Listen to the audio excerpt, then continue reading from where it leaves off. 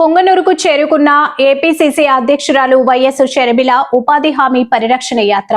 షర్మిల యాత్రలో పాల్గొన్న సిడబ్ల్యూసి సభ్యులు మాజీ మంత్రి ఎన్ రఘువీరారెడ్డి. ఉపాధి హామీ పథకాన్ని కేంద్రం నిర్వీర్యం చేస్తుందంటూ రఘువీరారెడ్డి మండిపాటు. పొంగనూరు వీధుల్లో కాంగ్రెస్ శ్రేణులు భారీ ర్యాలీ నినాదాలతో హోరెత్తిన పట్టణం. పొంగనూరు అంటేనే మాకు గుర్తొచ్చేది మీ ఆవులు, పొంగనూరు ఆవులు. ఈ ప్రపంచానికంతా ఉండినమ్మా,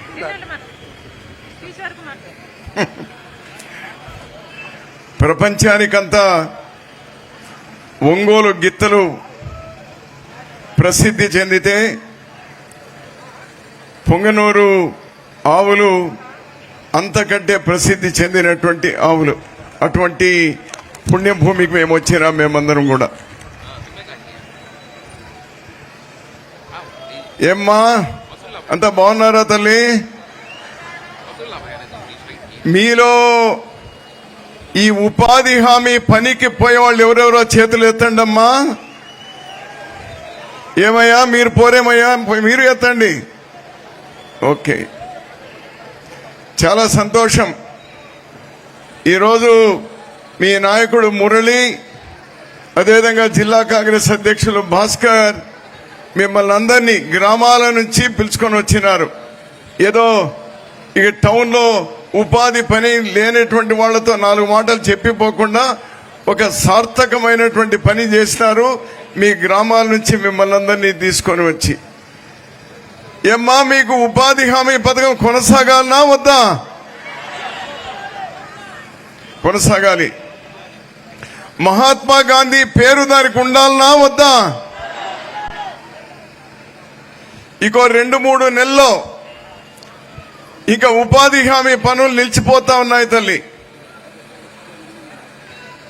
ఆ నిలిచిపోతుంది అనేటువంటి బాధతోనే ఈరోజు దేశంలో 12 కోట్ల కుటుంబాలు, అంటే దాదాపు 45-50 కోట్ల మంది ఏదైతే గౌరవంగా తాను పని చేసుకొని జీవనం సాగిస్తున్నారో అటువంటి పనిని ఈరోజు ఆపేయబోతా ఉన్నారు.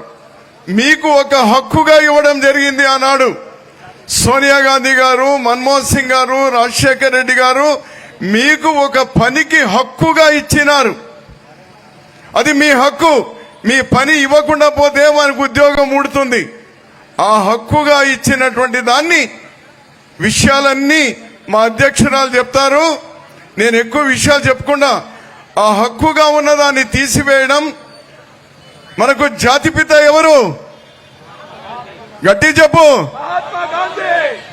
అతని పేరు తీసి ఈరోజు 12 కోట్ల కుటుంబాలతో ఆడుకుంటా ఉన్నారు, వాళ్ళ జీవితాలతో ఆడుకుంటా ఉన్నారు.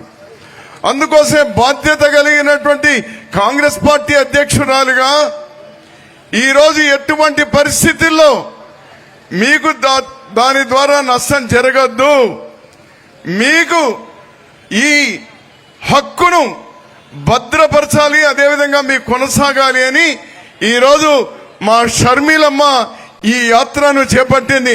మనమందరం ఆమెకు అభినందనలు తెలియజేస్తామా? అంతేనా? అంతేనా? అభినందనలు అంతేనా? మీరేం చేస్తా ఉన్నారు?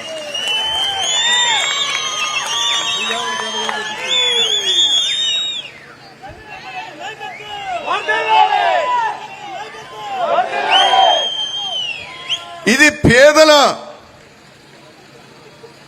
జీవనానికి సంబంధించింది. దీంతో ఆడుకునే ప్రయత్నం చేస్తా ఉన్నారు కేంద్ర ప్రభుత్వం, రాష్ట్ర ప్రభుత్వాల మీద తోచేసి. ఇప్పుడే మూలిగే నక్కలై కూర్చున్నాయి రాష్ట్ర ప్రభుత్వాలు. మన రాష్ట్రమే కాదు, చాలా రాష్ట్రాలు. దాని మీద తాటిపండు పడితే ఎట్లా ఉంటుంది అట్లా ఉంది ఇప్పుడు పరిస్థితి. ఇది అమ్మ ఆగిపోతా ఉంది. ఈ మీకు ఉపాధి హక్కు అనేది తీసేసినారు.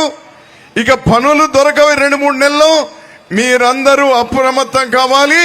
12 కోట్ల కుటుంబాలు ప్రత్యేకంగా అప్రమత్తం కావాలి.